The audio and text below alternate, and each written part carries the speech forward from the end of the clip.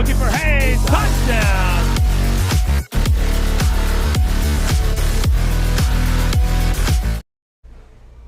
And welcome to tonight's Tuesday night podcast. I'm John Mussone here with Venice Indian head football coach John Peacock. And Coach, I guess we got to kick off the podcast immediately to talk about what happened on Friday night. 42-7 victory over the Riverview Rams in district championships for 2021. That's a good one to have, that's for sure. Yeah, definitely a good one to have.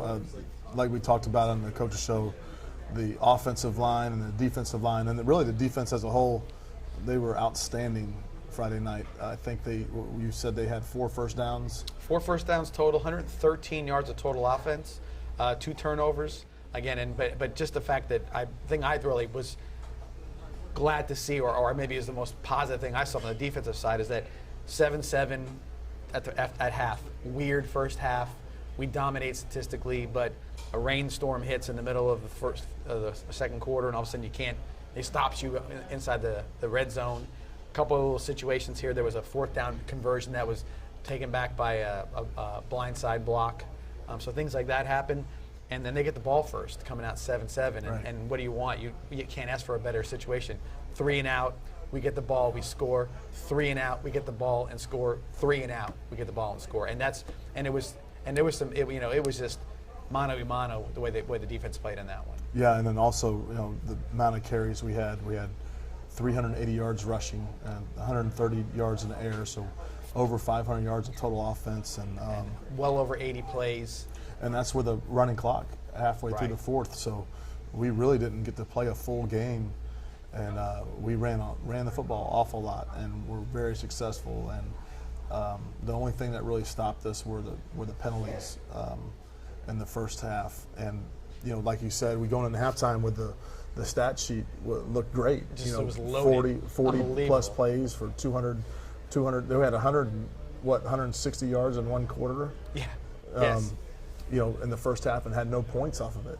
So, our kids were, extremely upset at half, and they did a much better job keeping their composure about themselves. But they were visibly upset about where we sat at the time, being tied. And I always try to tell them, don't worry about the scoreboard.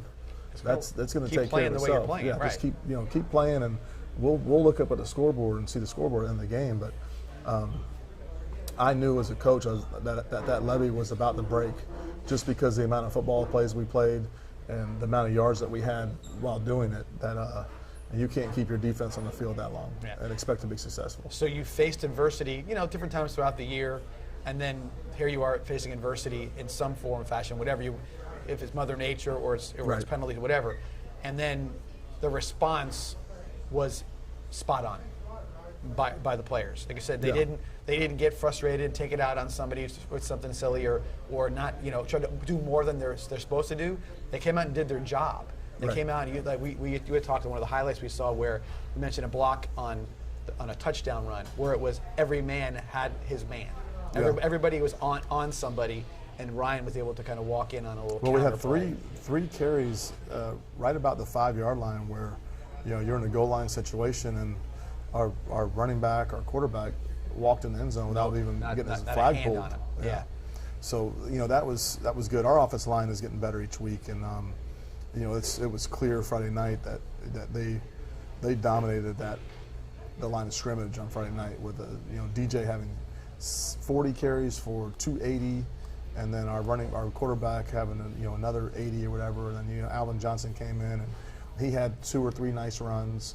And everyone wants to talk about DJ. Now, DJ, we talked a lot about him on the coach's show. He had a great night. Like, he is a tough runner.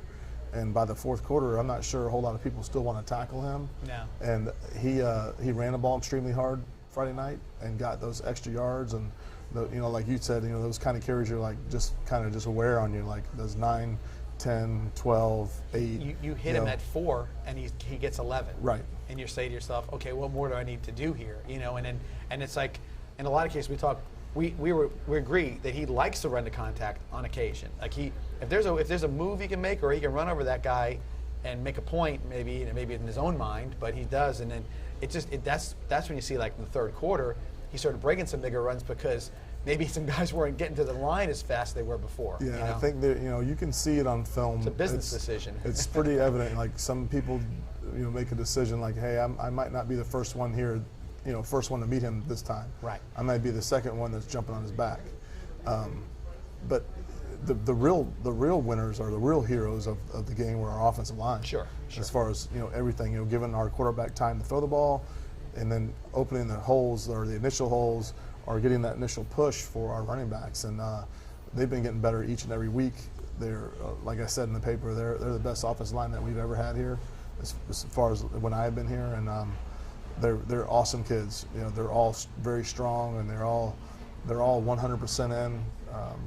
They spend extra time. They Zoom on multiple occasions throughout the week. They stay for meetings every Wednesday night up till about 6 o'clock. They meet every Sunday over Zoom to go over the game plan and install. So they're 100% committed, and they love each other. Like they're all like, I think this Sunday, Coach Hutter told me when he was Zoom, they were all at Peevely's house, and they all were on separate laptops or separate, obviously our separate devices. So that's pretty fun, and they've done that throughout the time. I think they always go to 7-Eleven after practice, and the thing about like that, what you like to see is that it's so like it's the offensive line. It's not one player that's right. And so there are players who Rainey's going to Navy, or wherever they're going to. But it's really Riley Cleary just picked an offer up this week to Murray State. Okay, so you see that's starting to happen. Yeah. But a lot of that on the field stuff. I mean, you could pick any play or any situation where one or all or some portion of them are making a one heck of a block or they're doing something. So you don't see like, hey, we can only run right, we can only run left, you can only do this.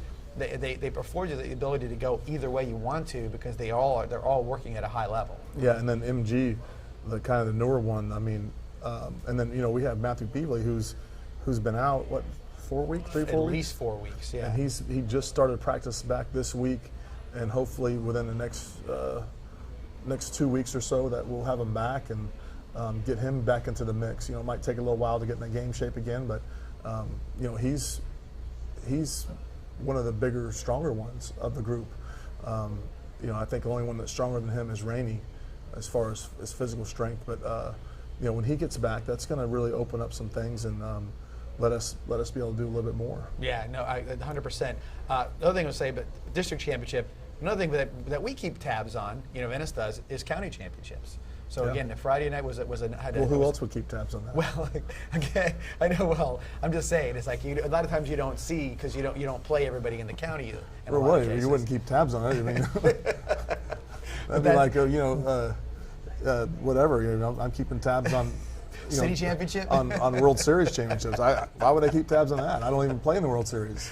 You know what I mean? So, no doubt. But again, I think we're the only ones keeping tabs. Okay, so I think Riverview. We have a sign. I think Riverview acknowledged it in 2018 and made a very big deal about it. So like I said, that's what we need to make sure we. I think that's what they announced when we arrived there. Check mark. Yeah. Hey, you're county champions, and we do remember that. So anyways, but I mean, again, but to have that sort of, in the area, you want to be the number one team in the state or in the nation or whatever you think, but it's you got to win your backyard. You got to start first. Yeah, you got to win your backyard, and that goes with a lot of things in life. And we've definitely done a good job of winning our backyard. And even the year we didn't, we kind of made it a point like, hey, listen, we fell short, but I told the kids in 2018, I promise you something, that everyone else is going to be buying tickets to your playoff game. They're going to be watching. Yeah. They're going to be sitting at home watching, and we're going to be playing. And that did come true. We played in the state semifinals. Even though we didn't win our backyard, we did make a run at it, and a good run at it. And of course, it's hard to beat the devil in hell. Yeah, no, in that spot, it is, and I can only tell you that there's probably a lot of us who just are pretty much pleased not to have to go through that harassment anymore, because that's what it is. It's straight harassment. Yeah. It's insane. With that, again, we talked a little bit also on the coaches show earlier today about RPI and even the next game, which is North Fort Myers on Friday night, 7:30, Powell Davis Stadium, senior night. So a very important situation for everybody to be out there to give those seniors their come out and just applause support. And, support those seniors, and it means a lot to them. And obviously, we do have another home game after this, but we're going to recognize our seniors for the senior night this Friday night, and so come out and show your support for them. And more so, even it's for every senior. Don't get me wrong, but a lot of times you got the guys that are the grinders, the guys that are getting in the game in certain periods of time, but they're the guys that are getting your starters sharp, putting the maximum effort they're putting in. Because I think that's one thing that maybe a little undersold in some ways is that people don't is that because those guys work hard to get everybody else is working as a team to get hard. They work hard in the weight room. They work hard everywhere. Everybody's pushing each other. Yeah. You're pushing that guy to get better. You've talked about it, especially coming out of the summertime, how scout team defense. It's just or scout team offense. They're just getting everybody better because they can give them looks and they can give them. So when they get you're playing in practice on Wednesday, and the guy you play the team on Friday, it's not even close to your second string, and that's a big help to have that kind of stuff, and that's those seniors who do. A lot of those seniors are doing that. Well, last year our scout team defensive line was George Phillips, Colin Atkins, and Michaela Clayton, and when they wanted to kick our butts, like they went ahead and kicked our butts, and they made us better. And this year is kind of very similar because we have some really tough kids over there on our scout team defense that give us a great look every single day, and that's only gonna pay off for them in the future. Absolutely. That's it's one of those things you only get better. Things happen on Friday. That's a chance to get written in the newspaper and get your accolades and the lights. But you get better, all the other times. Yeah, there's no doubt about it. We're able to bring up a freshman on the offensive line, and Anthony Tanica, who's going to be a good one. He's a big kid. And so he's getting some valuable experience right now. Yeah, because again, now you're getting a chance. It's like almost like when you see teams make a bowl game in college, getting those little extra practices, and this is what he gets an opportunity to do. You're exactly right on that. We get so next week, if this is a plus week for us to get those young guys some experience and some more reps, and those teams that aren't in the playoffs, their season's over. Right. They turn their pads in and they're done. We've been very fortunate the last 5 years to go to the fourth round for the last 5 years. So we have an extra 5 weeks, right? 5 weeks? Yeah, well, 4 weeks, I guess. Four weeks. Yeah, but you're good. Yeah. So, but again, it's one of those things where you say to yourself, how much of a difference does it make? I think it makes a huge difference. Because you're getting like the younger kids. They're not freshmen and sophomores anymore. They're like juniors and sophomores because they're getting that extra bit of practice time in. And again, they're practicing against one of the better teams in the state. You're playing against the guys like, he's going where? I got to play against him for the next 4 weeks, in practice. But again, that's when you turn around and you say to yourself, when you do line up against a guy with a different jersey, oh, wait a second. Okay, I can do this because that guy that I'm playing against every day for the last 9 months in practices and in the weight room and everything else we do, I watch him. I've learned from him, and he showed me the way, and that's how I'm getting better. It just gives you more time to practice football and practice your craft. No doubt. All right, we'll take our first break here for tonight. Give a little our only break, I should say, at halftime here. Do some commercials and come back and talk a little bit more about North Fort Myers a little bit, and then RPI a little bit. And we talked about as far as the playoffs are concerned. So see you back here in about a minute and a half. It's time for monster-sized savings during Douglas Jeep Chrysler Dodge Ram's Monster Sales Event. Get a ghoulishly good deal on a Ram 1500 from only $279 per month during Ram Power Days. No tricks, just treat yourself to a new Jeep Grand Cherokee from only $279 per month during Jeep Adventure Days. Or drive a lightning-fast Dodge Charger from only $349 per month. It's the Monster Sales Event going on now at Douglas Jeep Chrysler Dodge Ram in Venice. Who has monster-sized savings? Douglas does! Absolute Aluminum is proud to introduce our new 7-inch seamless gutter system. Standard gutters are too narrow to handle heavy Florida rain. This overflow can cause streaks and stains on your gutter and home, plus wash out your landscaping. Our new wider 7-inch gutter system will keep everything looking clean and beautiful. And with our professional installation, your new gutters will go up fast and last. So call now to increase your home's curb appeal with our new 7-inch gutters from Absolute Aluminum. Welcome back to Joey D's. and our Tuesday night podcast. Thanks to Jay and his whole staff. Every week we get to enjoy their company, their beautiful surroundings with football and baseball on TV right now, and of course the food, which is always top notch. So if you guys get a chance to come out and support Joey D's, please do. They help out Venice High School football a lot this year. We'd appreciate that. They put a nice little party on for us Friday night. They did. And we talked about it last week. Right. We didn't know who was coming, us or Riverview. Yeah, and we came. Yeah, we came. did. We were Yeah. good to go. So it was fun. It was a great opportunity. The kids got a chance to at least blow a little steam off and kind of, you know, we get a little pat in the back. Congratulations again, district I would champions. have not been happy paying for Riverview's food, by the way. No, that would not been. That would have been a tough pill to swallow. Or Even though I swallow. did give them, I did deck out their locker room.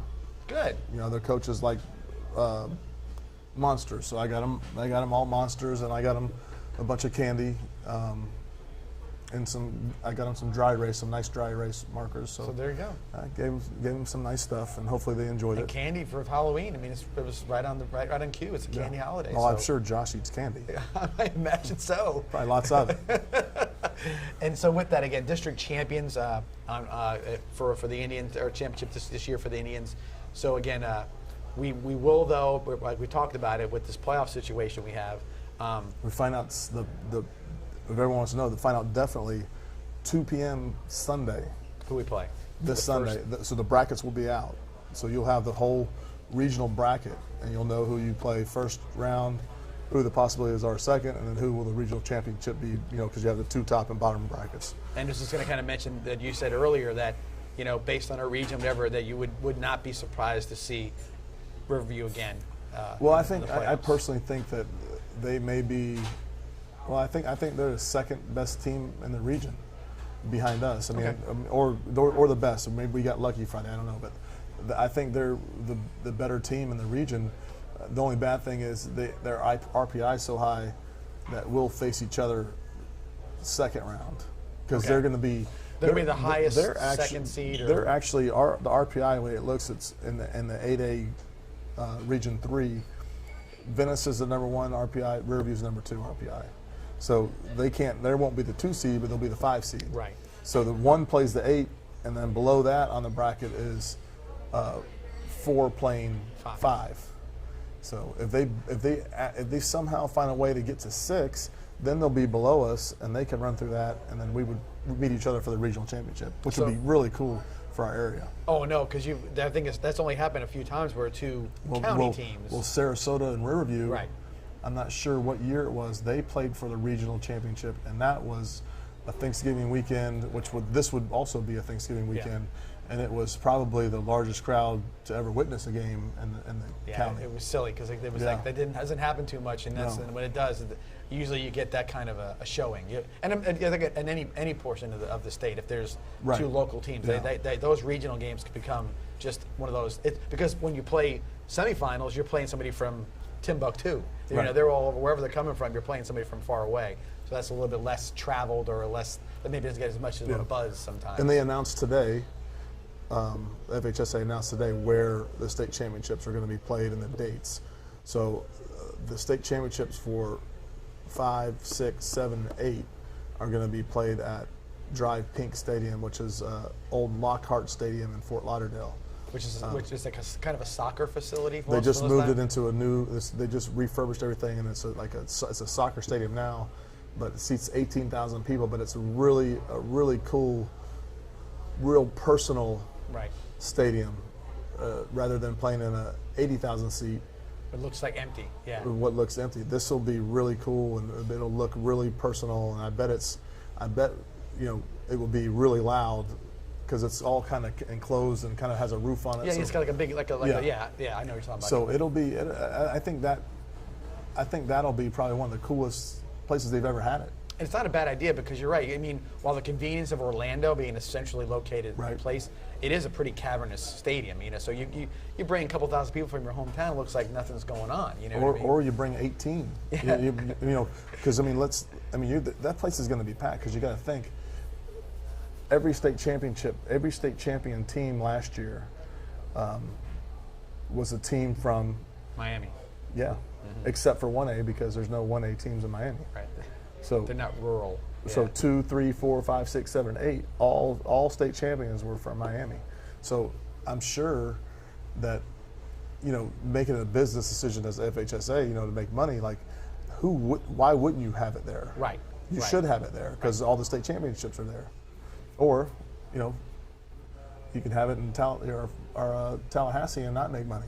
Right, and everybody has to travel 9 hours to get there. Right. So you'd have it there. Yeah. No, I totally agree. And like I said, so with that, talk about the RPI and how it all works out. So up until you said we'll know who it is, but we probably know before because we have Coach Shannon figuring all that stuff out ahead of time for us. Right. So Coach Shannon is going to work it out. Well, usually they release it at about 2:30 on Wednesday, so he probably won't be able to starting to work on it until Wednesday night. But he'll have it figured out Thursday. He'll have it figured out Thursday, and he'll have all the scenarios of what could take place, and this person can move here, this person can move here if this happens. Right. So, but really, there's kind of a big enough gap right now to where there's not going to be a whole lot of movement. There's got to be some upsets like Sarasota. I think Sarasota, if they upset Braden River, they're definitely in. And that's probably the one you said earlier. That's the upset that could kind of vault them right into the playoffs. Yeah, and I think that I'm not sure how big of an upset it will be because I'm not sure the type of schedule that Braden River's played. Yeah. So I think they have a legitimate chance to do it. Sarasota's not a bad football team. No. I mean, we talked about it. I mean, legitimately. I mean, quarterback is mobile. He's got a good arm. You got a top-notch receiver. You got a couple running backs, and they were. I mean, as far as both sides of the ball on the line, they had some decent-sized guys that gave effort. There was no doubt about it. So they're gonna they'll have a shot, and then you have Plant who upset Durant last week. Okay. They upset somebody last week who has a chance, and then Plant City who has a really good chance of being in it. So we have a lot of possibilities who will play first. That's the most important thing is who we play. Right. That's what and all these didn't happen, but there's all the things we're talking about are scenarios that would affect us. Right. But it's not like we're just looking at the 5A stuff. We're looking at the 8A stuff that we need to see. And most importantly, who we're going to play first round, because we're not going to want to wait till Sunday at 2 to figure out who we're playing. Now you're a day and a half behind on your normal game planning scenario. So you want to be. I don't know why they don't release it on Saturday, but it's like anything else. And they watched the college football stuff tonight. It's the release of the top 4. Everybody kind of knows. They can figure out themselves where it should be. Maybe with a few exceptions, one guy here and there, but everybody knows probably by Sunday. They don't release until Tuesday because it's a TV show. And I think the state thinks the same way. Let's not release it during the college football. Let's put it out there. We're kind of getting our own little spotlight of it and put the brackets out there. I got to find somebody I know at Max Preps and just have them tell me. Yeah. Because they're the ones that actually do it. So and they just release it they release it to the state. Which again, that's the thing that they're using something that I think is probably a good tool to use in Max Preps. Right. They have. I mean, again, why would you not want to just give it to the service like that does that stuff all year long? They're constantly calculating who's doing what, and they're putting all that stuff together. They have most everything. I don't think anybody. Do you think anybody in the state that doesn't use Max Preps in any one way, shape, or form, or are they? I think you're required to use it. And if you're involved with FHSA, yeah, so input your scores and results. Right, because when I enter the stats, it's like it says like, even the next day it says your stats aren't in yet. It kind of gives you that indication like you need to do this. Right. So that's good. That's good. Again, we talk about RPI, talk about playoffs, talk about all the different stuff, but like I said, we talk about home field.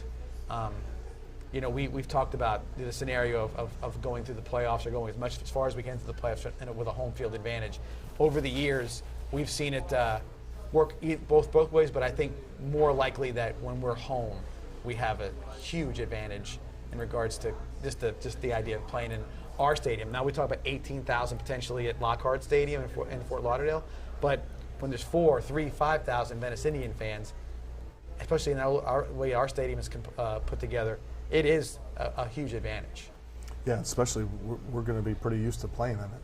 Yeah. I mean, it'll be our round 1 game will be our 9th game at home. So if you make it to the state semis, you're talking about it's your 13th. Well, your if you make 12th, it your 12th game, right? It's your 12th game at our 12th game at home. So, you know, just the familiarity of how everything is working and being home and not have to get on that bus. I mean, and it's your 12th time, you know, in the same situation.